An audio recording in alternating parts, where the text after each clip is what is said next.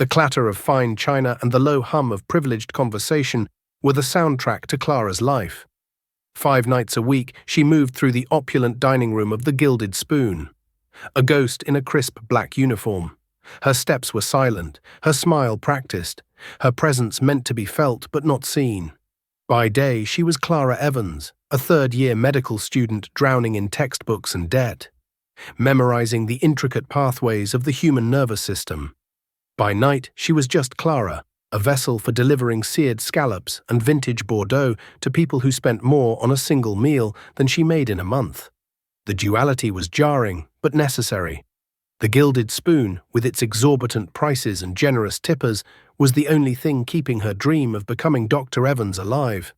Tonight, the air in the restaurant felt heavier, charged with an unspoken static. Perhaps it was the oppressive summer heat clinging to the city, or maybe it was the tension radiating from Table 7. From the moment the woman had walked in, Clara had felt a shift in the room's atmosphere. She was tall and severe, dressed in a charcoal grey suit that looked like it had been tailored by an architect. Her hair was a perfect silver helmet, and her face was a mask of aristocratic displeasure. With her was a young boy, perhaps 10 or 11, with large, soulful eyes and a palpable fragility.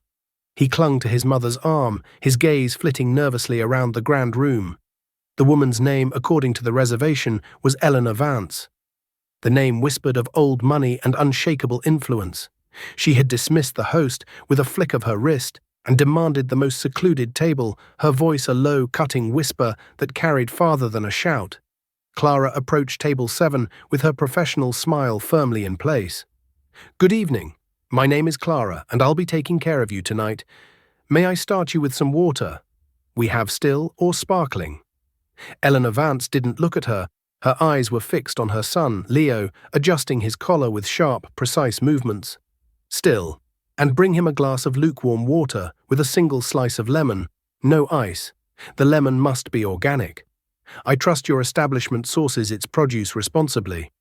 "Of course, ma'am," Clara said, her smile not faltering. "Everything is locally and organically sourced." "We'll see," Eleanor murmured, finally lifting her gaze. Her eyes were the color of a winter storm, and they scanned Clara from head to toe with unconcealed disdain, as if assessing a piece of faulty equipment. "The boy has allergies, a severe nut allergy. I want to be assured that there will be no cross-contamination in the kitchen. I want the chef to use a separate set of utensils, a separate cutting board, and new gloves when preparing his meal." "I will personally relay your instructions to Chef Dubois," Clara assured her. "He is extremely diligent with allergy protocols." "He'd better be," Eleanor said, her voice dropping to a near threat. She turned her attention to the menu, holding it at a distance as if it were contaminated. "Leo will have the steamed halibut with plain asparagus. No butter, no salt, no pepper. Just steamed. Do you understand? Absolutely plain." Clara noted it down. "And for you, ma'am?" "I haven't decided. You're rushing me." Clara took a small, imperceptible step back. "My apologies. Please take your time. I'll be back with your water shortly." As she walked away, she could feel Eleanor Vance's eyes boring into her back. This wasn't just a demanding customer, this was something else. This was a woman wound so tightly she was about to snap.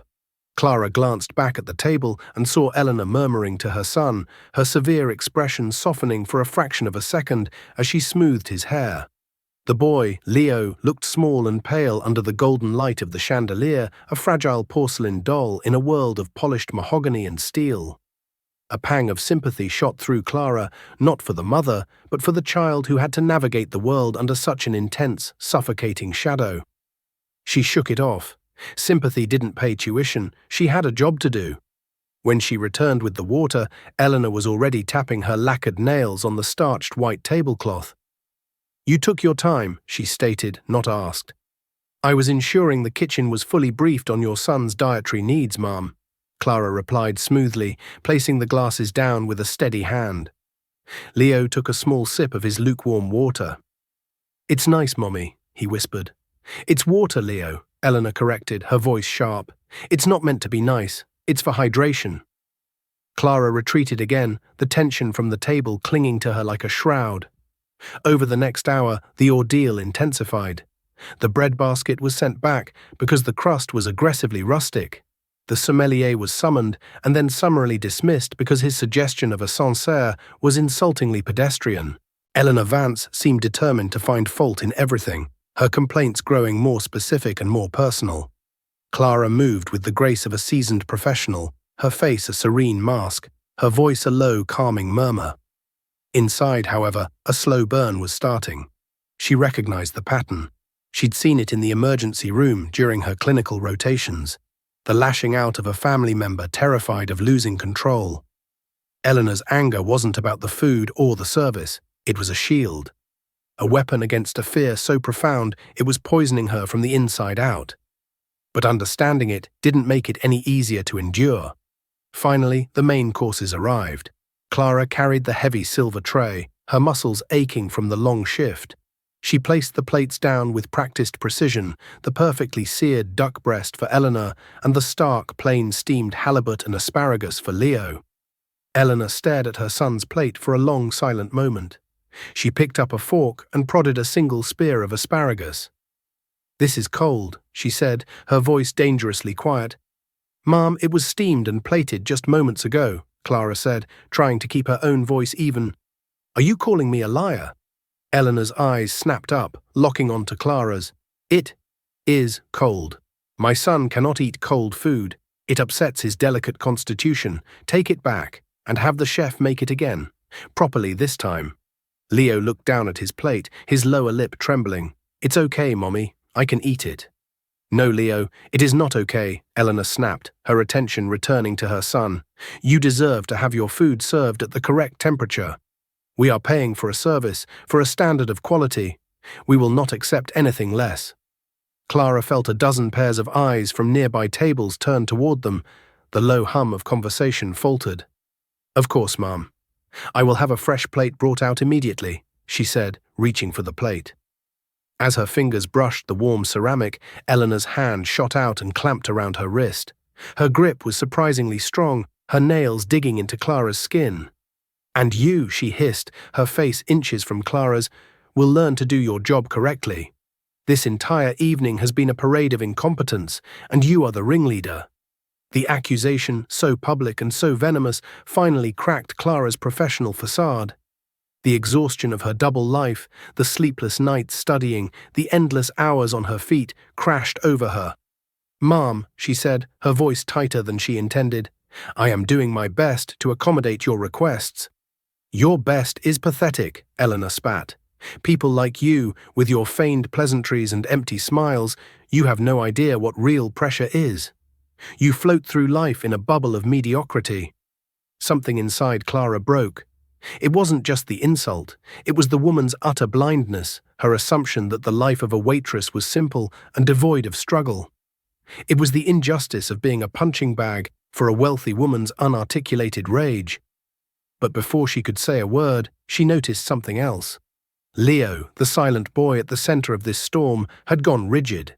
His fork had clattered onto his plate.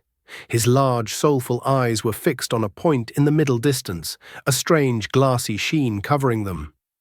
A tiny, almost imperceptible tremor started in his left hand. Clara's brain switched tracks instantly. The waitress receded, and the medical student surged forward.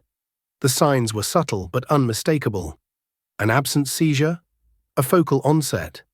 She had just reviewed the chapter on pediatric epilepsy last night. "Mom," Clara said, her voice changing, losing its customer service placidity and gaining a new, urgent authority. "Your son.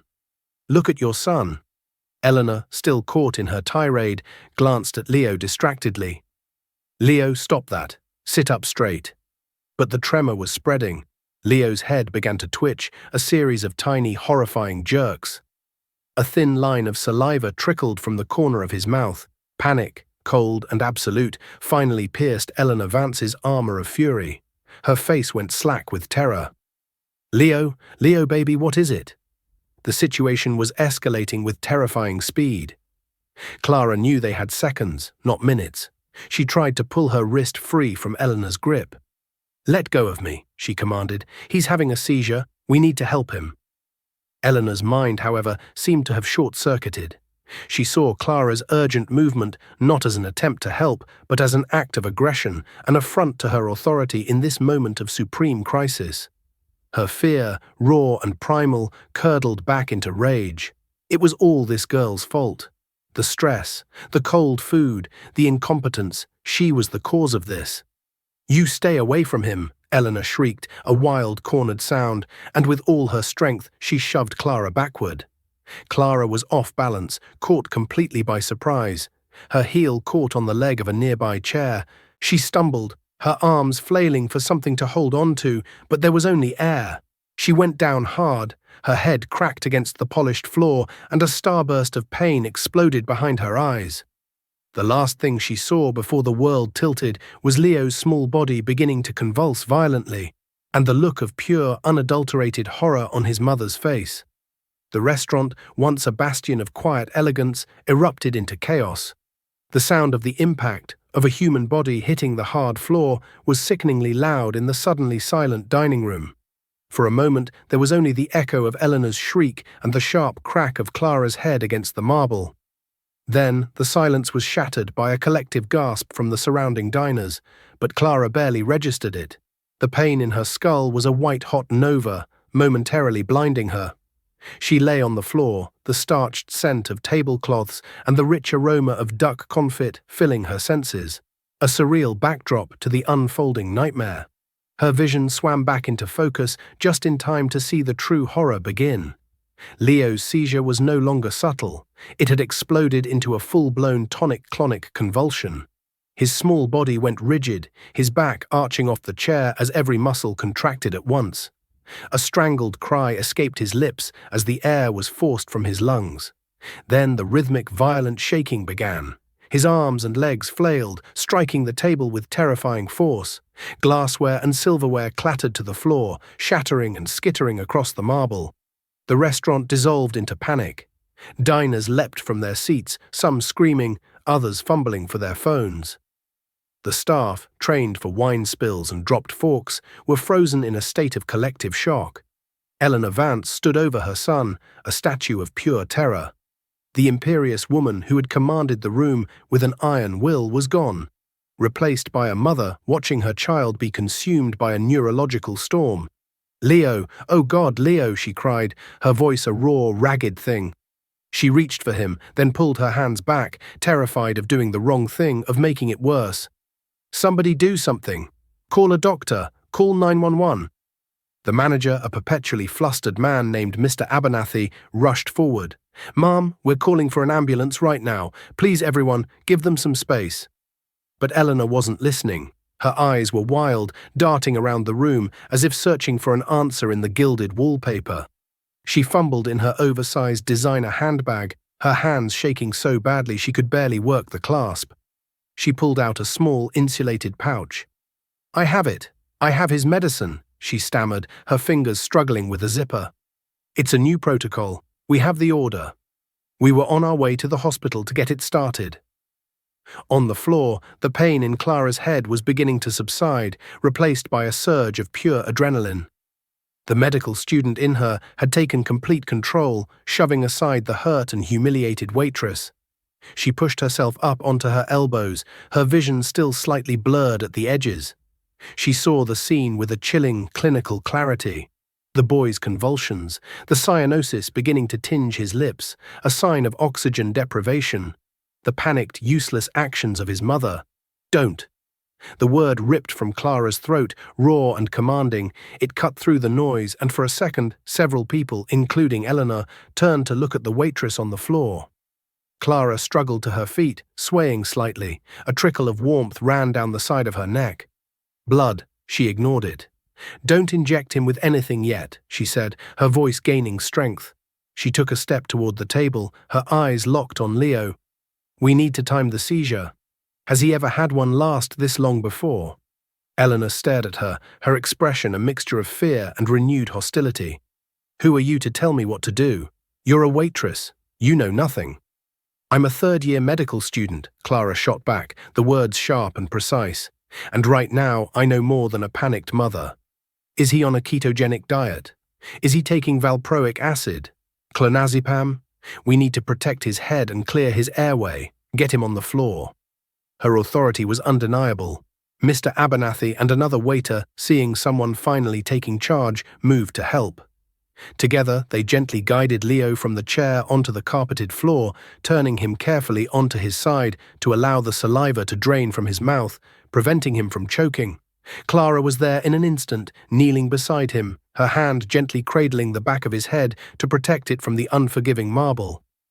"How long has it been?" Clara demanded, her eyes scanning Leo's face, noting the fluttering eyelids, the clenched jaw, the frightening pallor of his skin. A shaken diner at the next table looked at his watch. Almost 3 minutes. 3 minutes. They were approaching dangerous territory. 5 minutes was the threshold for status epilepticus, a life-threatening medical emergency. Eleanor was still fumbling with the medical pouch. She finally managed to extract a pre-filled syringe. "This is it," she said, her voice trembling. "It's an experimental neurostimulant. The doctor said it could stop a prolonged seizure. The order was just approved this morning. We have to give it to him." She held up a folded piece of paper, waving it like a talisman. "The seizure order." Clara's eyes flickered to it, then back to Leo. Something was wrong. The presentation of the seizure. It was classic tonic-clonic. But there was something else. A subtle tremor that was slightly out of sync with the larger convulsions. A sheen of cold sweat on his forehead that was more than just exertion. Her mind raced through differential diagnoses, through flowcharts from her textbooks. What triggers prolonged seizures in known pediatric epileptics? Infection? Missed medication? Metabolic disturbance? Metabolic. The word flashed in her mind like a neon sign. "What did he eat today?" Clara asked sharply, her hand still steadying Leo's head. "Tell me everything he ate." "What does that matter?" Eleanor cried, her patience gone. "He needs his medicine." "It matters," Clara insisted, her voice rising with an urgency that commanded attention. "His diet. You said he has allergies. You ordered his food plain, no butter, no salt. Is he diabetic? Hypoglycemic?" "No, he's not diabetic," Eleanor said dismissively. "He has a complex neurological disorder. Dravet syndrome. It's genetic. It has nothing to do with his food." Dravet syndrome, a severe, often drug-resistant form of epilepsy. Clara's heart sank. The prognosis was often poor, but her gut instinct, the intuition she was just beginning to hone as a student of medicine, was screaming that there was another factor at play here. The plain meal. The mother's extreme focus on his diet. The cold sweat. "The order," Eleanor sobbed, holding out the syringe with a shaking hand. "It needs a doctor's signature to administer outside of the clinic." "But he's going to die. I have to do it." "Giving him a powerful stimulant if he's hypoglycemic could kill him," Clara said, the words stark and brutal. "It could send him into cardiac arrest." "You don't know that. You're just a child playing doctor," Eleanor shrieked, taking a stumbling step toward Leo, the needle held aloft. Mr. Abernathy put a hand on her arm. "Ma'am, please, the paramedics are 2 minutes out. Let's just wait." "There is no time." In that moment of supreme tension, as Eleanor tried to lunge past the manager, her arm swung out wildly. It connected with the last remaining plate on the table, her own half-eaten duck breast. The heavy ceramic plate cartwheeled through the air in a horrifying slow motion before smashing against the marble floor not 2 feet from where Clara knelt. It exploded into a dozen sharp, white shards. The sound of the shattering plate was like a gunshot. Everyone froze. Eleanor stared at the broken china, then at the needle in her hand, then at her convulsing son. Her face crumpled in despair. She was losing him. Clara's eyes darted from Leo's pale face to the glittering shards of porcelain on the floor. An idea, wild and desperate and born of pure necessity, ignited in her brain. It was a crazy gamble, a breach of every protocol she had ever been taught, but it was the only thing she could think of. She saw one large, curved piece of the plate, its broken edge as sharp as a scalpel. Time seemed to warp, the sounds of the restaurant fading into a dull roar. There was only the boy on the floor, the frantic mother with the wrong solution, and the ticking clock inside Leo's brain. She knew, with a certainty that transcended textbooks and lectures, what she had to do. The air in the room was thick with the metallic scent of fear. Paramedics were on their way, but to Clara 2 minutes felt like an eternity. Leo's convulsions were becoming less rhythmic, more erratic, a sign of exhaustion, of his brain running out of fuel. The bluish tinge around his lips was deepening. He was drowning on dry land. "Give me your purse," Clara said, her voice low and intense, directed at Eleanor. Eleanor stared at her blankly, her mind unable to process the bizarre request. "What? Your purse? Now?" Clara didn't wait for a response. She scrambled over to where Eleanor's expensive leather bag lay discarded on a chair and ripped it open. Her fingers, stained with a smear of her own blood from the cut on her head, dug through the contents: wallet, keys, a silk scarf, lipstick. She was looking for something specific. Most women carried a small first aid kit, or at least some basic supplies. Her fingers closed around a small zippered pouch. She pulled it out. Inside were bandages, antiseptic wipes, and a tiny tube of triple antibiotic ointment. It wasn't what she'd hoped for, but the alcohol wipes would have to do. She crawled back to Leo's side, her movements swift and sure. "I need to check his blood sugar," she announced to the room at large, as much to justify her actions to herself as to the stunned onlookers. "His symptoms are consistent with severe hypoglycemia compounding the seizure." "That's ridiculous," Eleanor stammered, though her voice lacked its earlier conviction. "His levels were fine this morning." "When was the last time he ate?" Clara pressed, tearing open an alcohol wipe with her teeth. "Breakfast. He didn't want lunch. He was anxious about the hospital visit," Eleanor admitted, her voice cracking. That was it. The final piece of the puzzle. A child with a high-energy demand neurological disorder, under immense stress, who had skipped a meal. It was a classic recipe for a metabolic crash. Clara's eyes fell back to the shards of the broken plate. She picked up the sharpest piece, its edge gleaming under the restaurant spotlights. It felt cold and dangerous in her hand. Eleanor's eyes widened in horror. "What are you doing? Get that away from him." Clara ignored her. With one hand she held the shard. With the other she took Leo's small, limp hand. His fingers were cold. She used the alcohol wipe to scrub the tip of his index finger, the sterile chemical smell a sharp counterpoint to the aroma of gourmet food. "I need a glucometer," Clara said, her gaze sweeping over the terrified faces of the diners. "Does anyone here have one? Anyone diabetic?"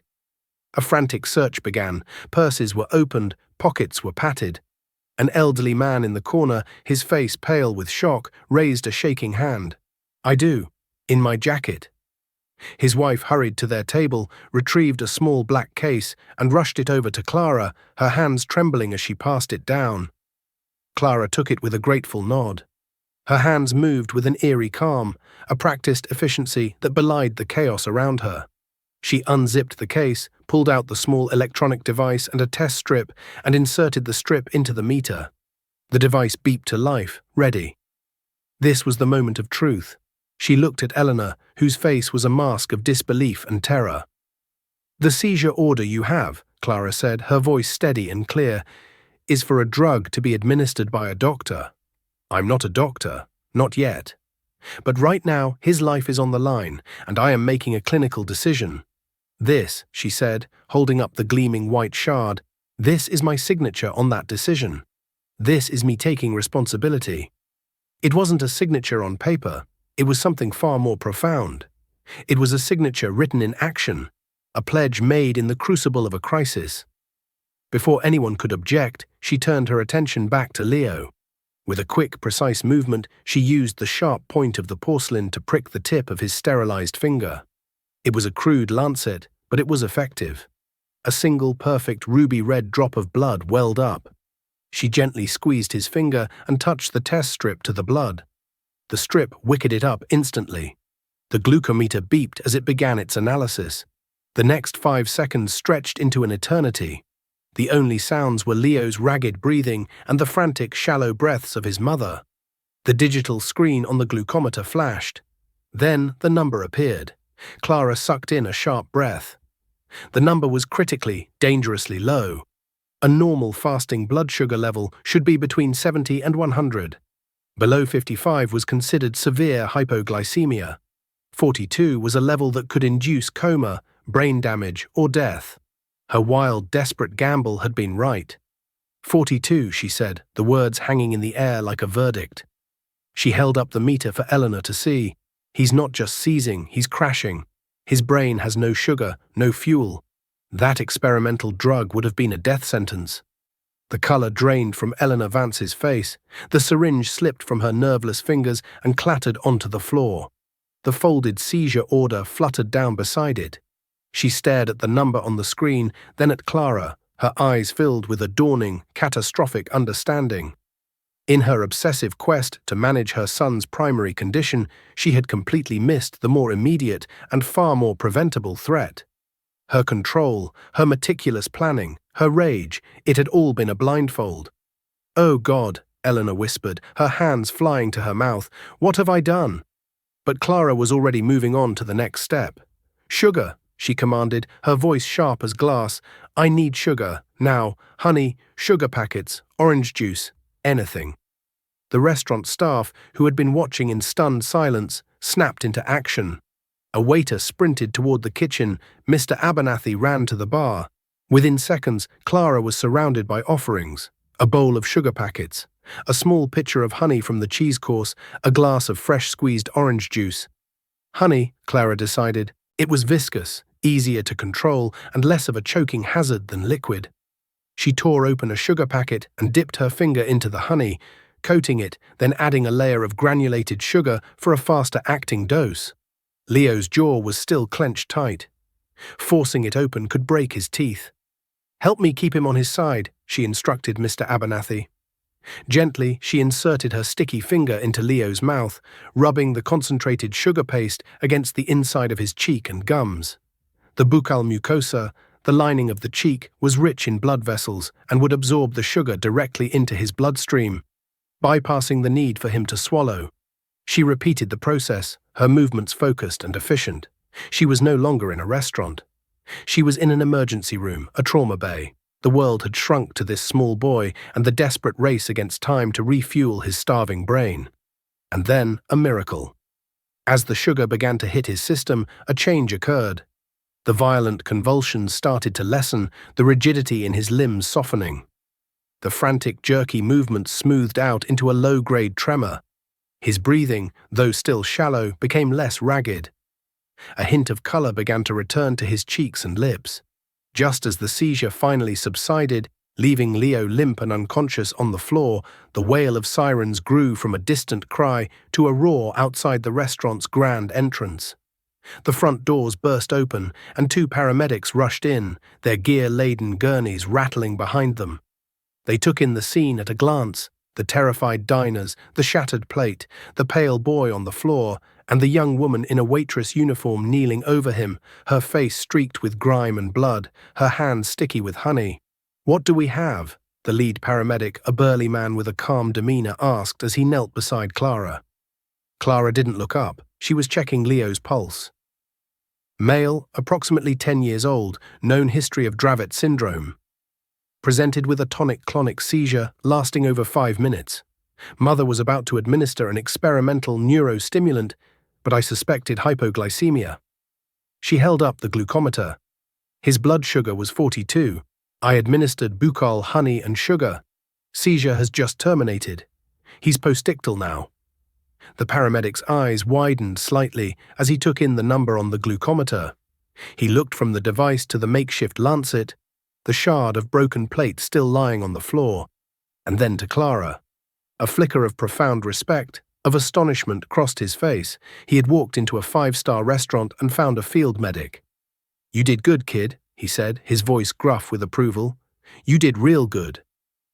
His partner was already getting a blood pressure cuff on Leo's arm and setting up an IV line. They worked with a seamless efficiency that was both calming and impressive. Eleanor Vance watched it all, completely sidelined. Her authority, her wealth, her meticulously planned-out order, none of it mattered. She was just a spectator at the scene of her own failure. The young woman she had belittled, assaulted, and pushed to the floor had single-handedly saved her son's life with nothing more than quick thinking, a piece of trash, and a borrowed medical device. The humiliation was a physical blow, so immense it left her breathless. It was followed by a wave of gratitude so powerful it brought her to her knees. She crawled the few feet to where Clara was still watching over Leo, her protective posture not relaxing until the paramedics had him fully stabilized. Tears streamed down Eleanor's face, carving clean paths through her perfect makeup. "Thank you," she choked out, the words raw and broken. "Oh God, thank you." Clara finally looked at her. For the first time, she didn't see a monster.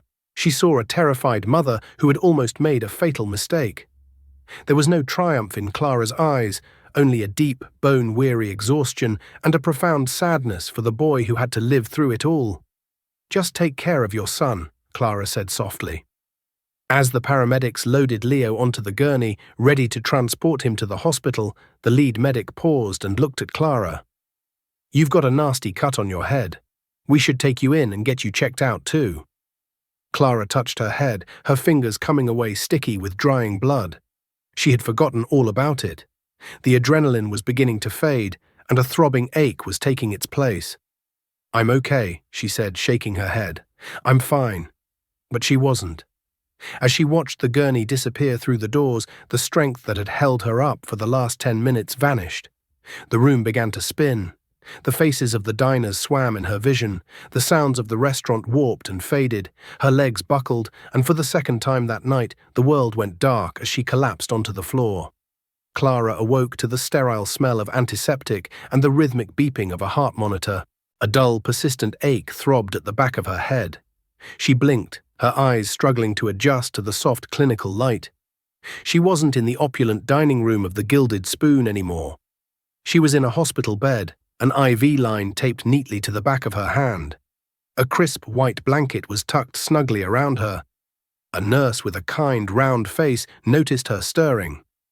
"Well, hello there, Sleeping Beauty. Welcome back. You gave us all quite a scare." "What happened?" Clara murmured, her voice hoarse.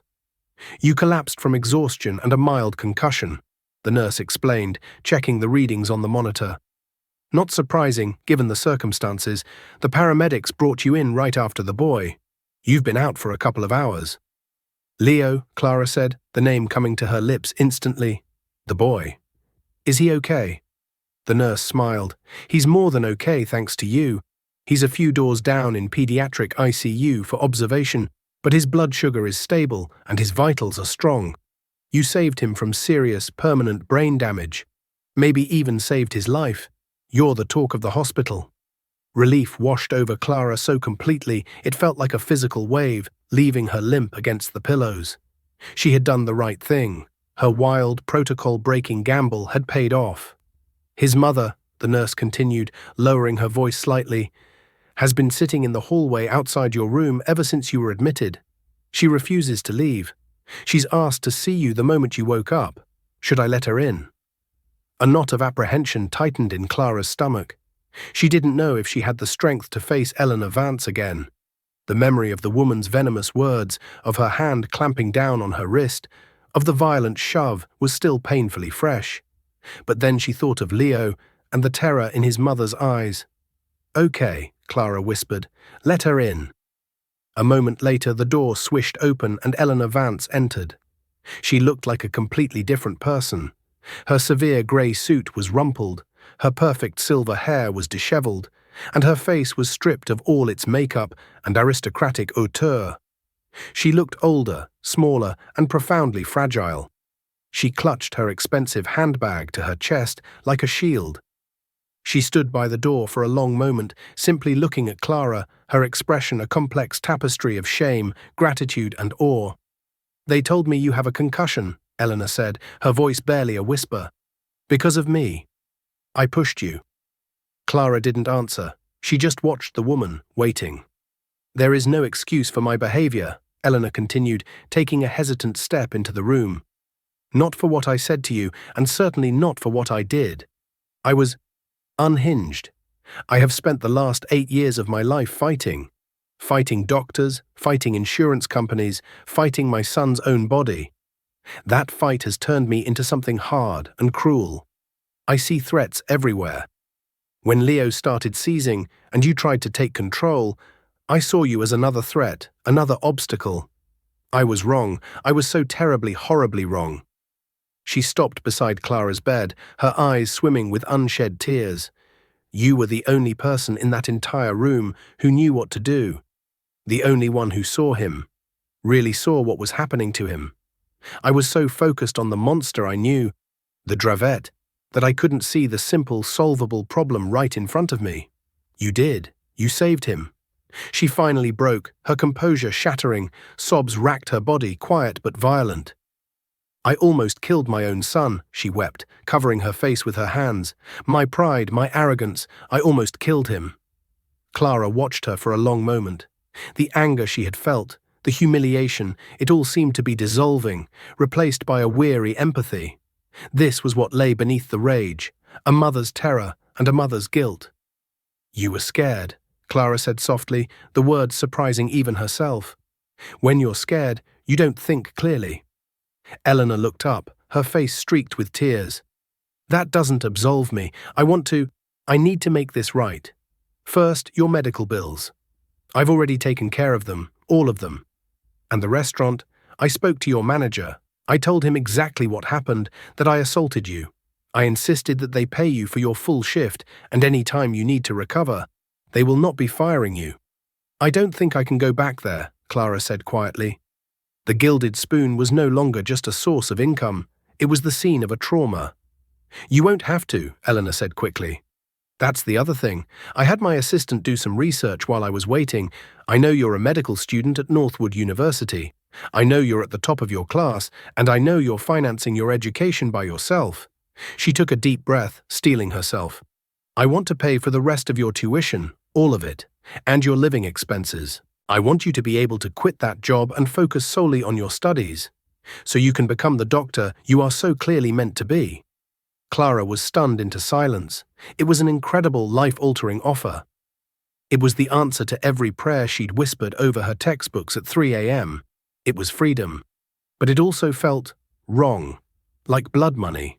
I can't accept that, Clara said, shaking her head. Please, Eleanor begged, her voice thick with desperation.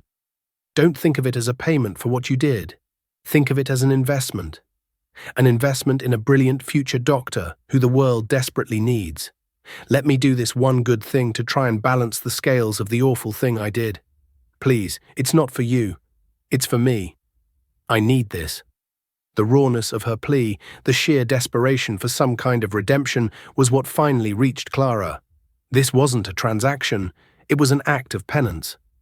Clara thought about the long years ahead, the crushing weight of debt, the exhausting nights she still had to face. She thought about what she could do with her time if she wasn't waiting tables, the extra hours in the library, the volunteer shifts at the free clinic, the research papers she could write. The offer wasn't just money, it was time. It was opportunity. Okay, Clara said, her voice soft but firm. I accept, on one condition. Eleanor looked at her, hope dawning in her eyes. Anything. I want to be involved in Leo's care, Clara said. Not as his doctor, of course, but as a friend, as a patient advocate. Dravet syndrome is a monster, but knowledge is power. I want to help you fight it. The right way. Together. Eleanor Vance stared at the young woman in the hospital bed. The woman she had abused, who had a concussion because of her, who was now offering not just forgiveness, but an alliance. It was a moment of grace so profound it took her breath away. For the first time that night, Eleanor Vance smiled. It was a small, watery, broken thing, but it was genuine. I would like that very much, she said. I would like that more than anything. In the quiet of the hospital room, amidst the beeping machines and the scent of antiseptic, an unlikely, unspoken pact was forged. It was a pact born of violence and terror, but sealed with forgiveness and a shared purpose. The shattered plate on the restaurant floor had done more than just provide a tool to save a life. It had broken open two worlds, forcing them to collide and fuse into something new, something stronger.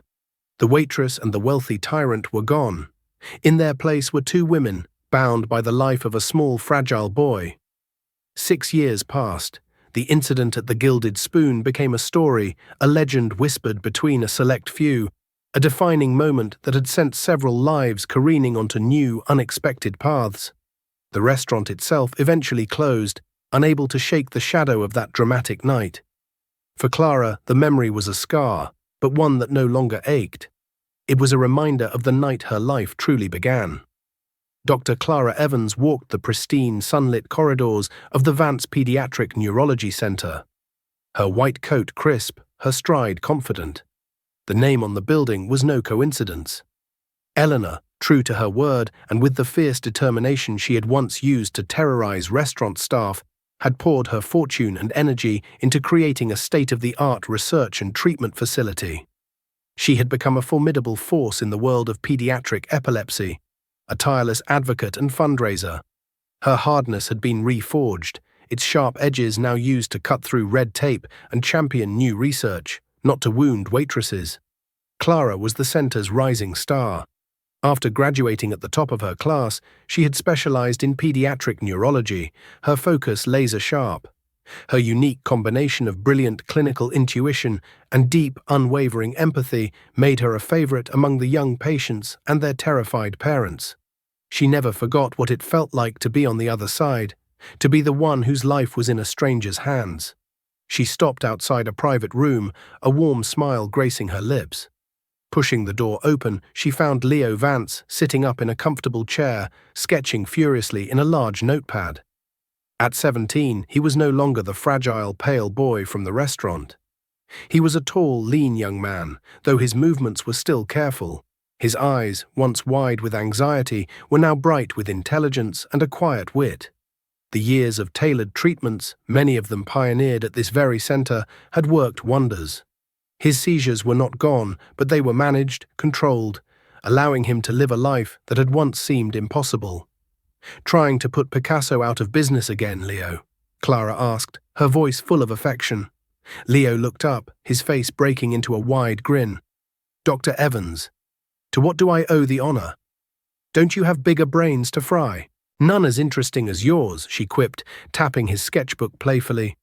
She pulled up a chair and sat beside him, her gaze professional as she scanned the readouts from his latest EEG monitor. "Everything looks good. The new medication regimen seems to be holding steady. How are you feeling?" "Good," he said, and he meant it. "A little tired, but the auras are almost gone. I finished that history paper on the Peloponnesian War. Got an A." "I never doubted it," Clara said proudly. Over the years, she had become more than a doctor or a family friend. She was Leo's mentor, his confidant, the calm port in the storm of his condition. They talked about everything from ancient Greece to the anxieties of applying for college. The door opened and Eleanor came in, carrying a tray with 2 cups of tea. The severity was gone from her face, replaced by the gentle lines of a woman who had found her purpose. She smiled warmly at Clara. "I thought you might need a break, doctor," she said, handing Clara a cup. The easy familiarity between them was a testament to the years of shared struggle and triumph. "Thank you, Eleanor," Clara said, taking a sip. The 3 of them sat in a comfortable silence for a moment, a small, unconventional family forged in a moment of sheer terror. Eleanor's eyes fell on a small, framed object on the wall of Leo's room. It was an abstract sculpture of polished silver and white ceramic, but at its heart, unmistakably, was a curved, sharp-edged piece of a broken plate. It had been a gift from Eleanor to Clara on the day she graduated from medical school. "It's funny," Eleanor said, her voice soft with reminiscence. "For years, all I wanted was a doctor's signature on a piece of paper. I thought that piece of paper was the key to everything, the magic order that would save my son." She looked at Clara, her eyes filled with a deep, abiding gratitude. But the most important signature in Leo's life wasn't written in ink. It was made with a shard of porcelain, by a waitress who had the courage to see what a mother was too blind to notice. Leo looked from his mother to his doctor, his 2 saviors.